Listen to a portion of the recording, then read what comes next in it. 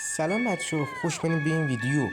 یه خبر خیلی خوب براتون دارم. بازی پراجکت بلاد استرایک بالاخره منتشر شد. قرار بود که 10 یا 12 اکتبر بیاد، ولی الان اومده.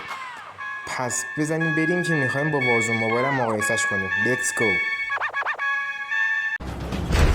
اول از طرز فرود اومدنش رو شروع میکنیم که مال وارزون موبایل بهتره. وارزون موبایل و بلاد استرایک جفتشون یه انیمیشن نشون میدن قبل فرود اومدن که مال وارزون موبایل بهتر و طبیعی تره، و اینکه بلاد استرایک تازه آپدیت شده و مال اون الان خیلی چیزاش تغییر کرده،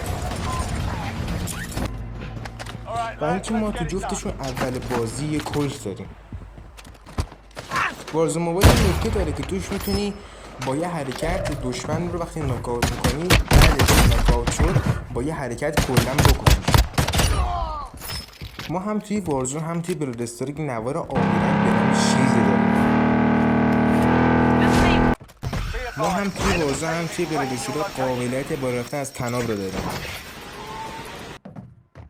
و اینکه انیمیشن کشتن انمی یا بعد ناکاوت شدن فقط یه بار میشه و بعدش باید خودتون به اونو شلیک کنید. و بلاد استرایک و وارزون مثل هم زون دارن و زونا میتونن شما رو بکشن. توی بلاد استرایک وقتی میمیرین میتونین دوباره ری اسپام شین یا همتیمیتون شما رو بلند کنه.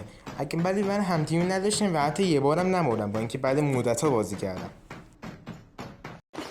توی وارزون برای بار اول که ناکاوت میشین میتونید خودتون رو بلند کنید، یا اینکه مثل همینجا که همتیمی منو بلندم کرد، همتیمیتون به شما رو به اصطلاح ریوایو کنه و وقتی بلند میشین نوار جونتون به آرومی پر میشه.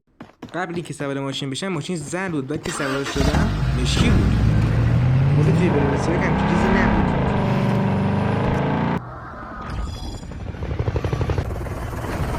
اینکه توی وارزون موبایل یه انیمیشن برای ویکتوری هست، ولی توی بلاد استرایک همچین چیزی نیست.